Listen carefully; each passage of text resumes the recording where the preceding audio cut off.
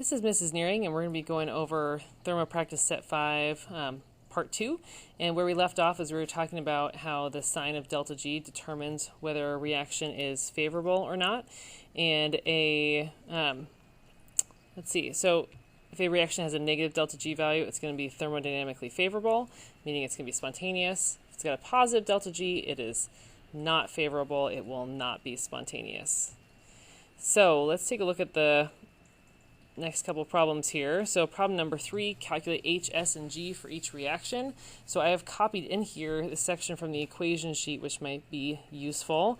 And remember, there's lots of ways to calculate delta H, but if you look at what you're given here, we are given heats of formation, so it tells me I want to be using this equation right here. So it's the sum of the heat of formation of products minus the sum of the heats of formation of your reactants. So my products are C2H6, so that one it looks like is negative 84.68, and my other product is H2. Remember, the heat of formation for any substance already in its elemental state is 0, and I'm going to subtract 2 CH4 gases, so that is negative 74.8.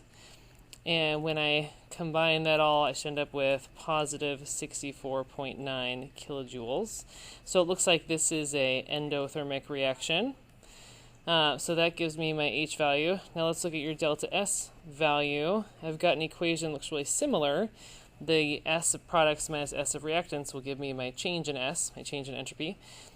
So you'll notice that none of our entropy values are 0. So this is always going to be a non-zero number because of the way entropy is defined. So 0 entropy means absolutely no disorder, and they define it as like a lattice structure at 0 degrees Kelvin. So everything we see is going to have some sort of entropy there. So I take the entropy of my products, which again is my products are C2H6, so it's 229.5, and H2, 130.6, minus my reactants, and since there's 2 of them, I'm going to double it, 2 times 186.3, and I should end up with negative 12.5 joules per mole Kelvin. I should put this as per mole. So here there is a decrease in entropy. And from looking at this here, we see that it's endothermic, and there's a decrease in entropy, and neither one of those things causes the reaction to be favorable. So let's take a look at what our delta G value is for this reaction. So delta G, we're going to use this equation right here because we know H and S. They don't give us any G values, so we can't use that one. So we're going to use this equation. Delta H minus T delta S. So my delta H is positive 64.9 kilojoules. Subtract, I gotta make sure my temperature is in Kelvin, so I'm going to change 25 Celsius into Kelvin, and this is, whoops, I almost forgot, I need to make sure I change my S value into kilojoules. Okay, so right now my S value is in joules, I need to convert it into kilojoules, so, my pen's having a hard time, so that would be 0.0125 kilojoules per mole Kelvin, because this is in kilojoules. So when I solve this, it gives me positive 68.6. So my delta G is positive, so this is not thermodynamically favorable, not spontaneous. And parts B and C are very similar, so I'm just going to post the answers here. I'm not going to go through them all. It's the exact same steps. You're just plugging in different numbers. So problem 4 is a little more interesting. Which of the reactions are spontaneous? And if it's not spontaneous, could you make it spontaneous by changing the temperature? So 3A has a positive delta G, so it is not spontaneous. And if you look at the sign here, so delta G equals delta H minus T delta S, the H value, it was endothermic, and our entropy change was negative. So no matter what these numbers are, you are always going to get a positive value for delta G. So this one is never going to be spontaneous, no matter what the temperature is. 3b, if we look at 3b, it looks like our G is negative. I'm looking right here at this value. So it is spontaneous. It is thermodynamically favorable.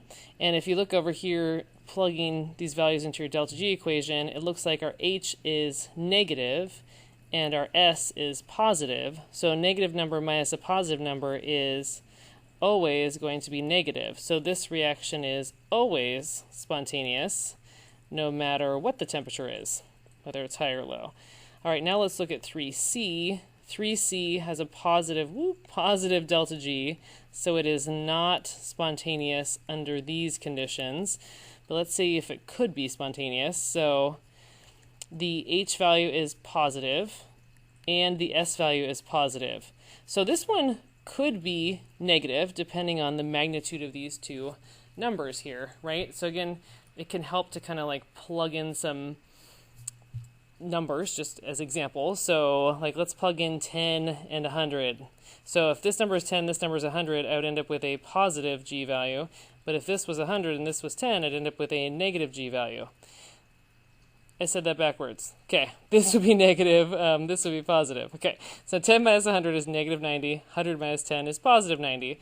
So if I'm trying to figure out under which conditions will it be spontaneous, really I'm saying under what conditions will G be negative, and it looks like under these kind of conditions G would be negative. So we want the second value to be large. So we want T delta S to be large, meaning this is likely to happen when you have high temperatures. So this reaction could be spontaneous if we increase the temperature enough, because that's going to make this second value bigger. And if you take a small number minus a big number, you get a negative number, and that is what we are looking for here. So that's how you would answer that kind of question, thinking about sign.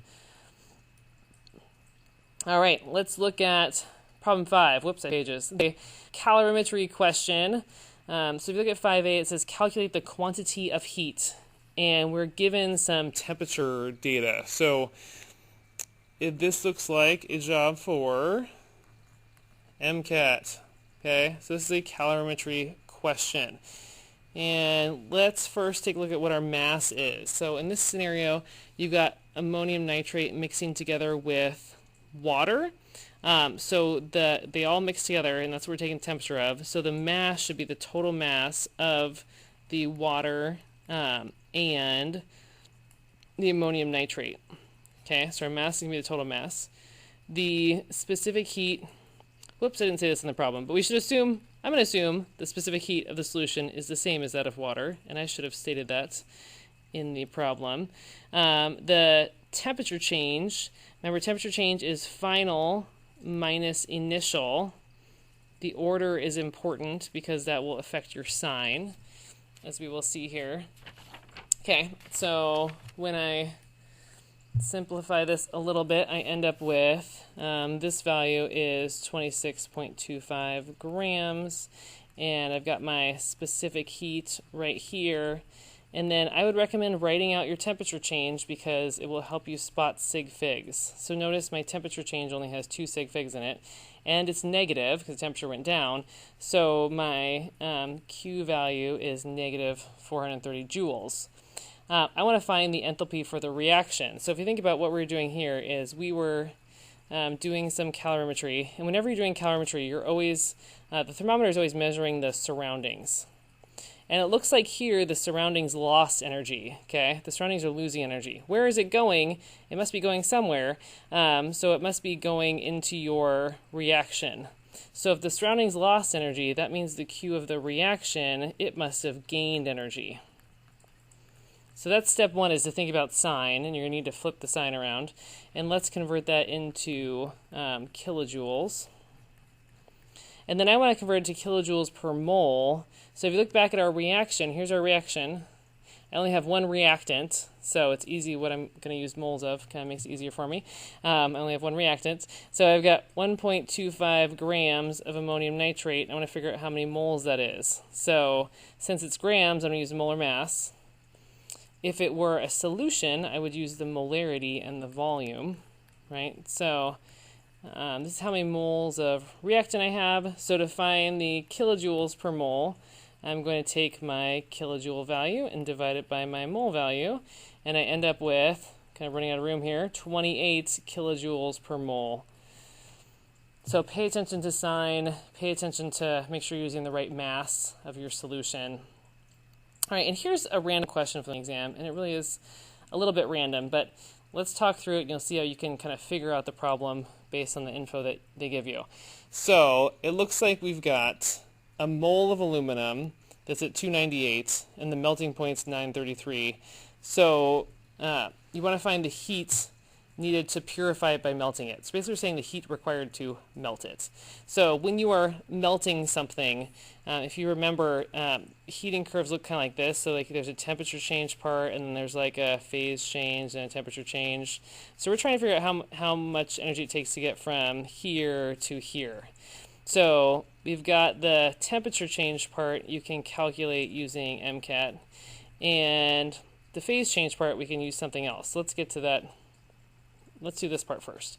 So let's see. What am I given here? I'm given my heat capacity is 24 joules per mole Kelvin. And my temperature change would be, I need to go from my original to the melting point. So 933 minus 298. Okay, so that would take care of the Kelvin part of it. And then notice that this is a little bit different. It's kind of like MCAT, but the C value is a little bit different. Instead of joules per gram Celsius, it's joules per mole Celsius. So here's an example of where you really want to pay careful attention to your units. And let units be your guide. So if you know the energy per mole Kelvin, if you take that and you multiply that by moles and by the temperature change, you will end up with joules, because your moles and your kelvins will cancel out. So you should end up finding that it takes 15,000 joules to raise 1 mole of something from 298 to its melting temperature. Okay, so that takes care of that part. So I've dealt with the temperature change aspect of it, and now they give us this other value here, which is an energy per mole. And notice there's no temperature change involved here. That's because it has to do with this phase right here when you're melting. So to find the energy required to melt, you're just using this value right here, 10.7 kilojoules per mole. So it takes that much energy to melt every 1 mole of aluminum. And you have 1 mole of aluminum. So that means it took 10.7 kilojoules of energy to melt your 1 mole of aluminum. And that is 10,700 joules. So how much energy total did it take to get from point A to point B? You add those two numbers up, and you end up with what ends up is 26,000 joules, or 25,700. I don't know if I did my sig figs right there, but there you go. So that would be the answer to A. I'd say the key, the thing to take away from this is pay attention to units. Let units be your guide, and you can figure this problem out.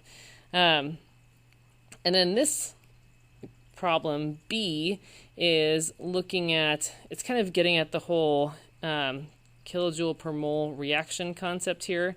So they give you this other reaction. We say, okay, which requires less energy? Recycling existing aluminum. That is what they're talking about in part A.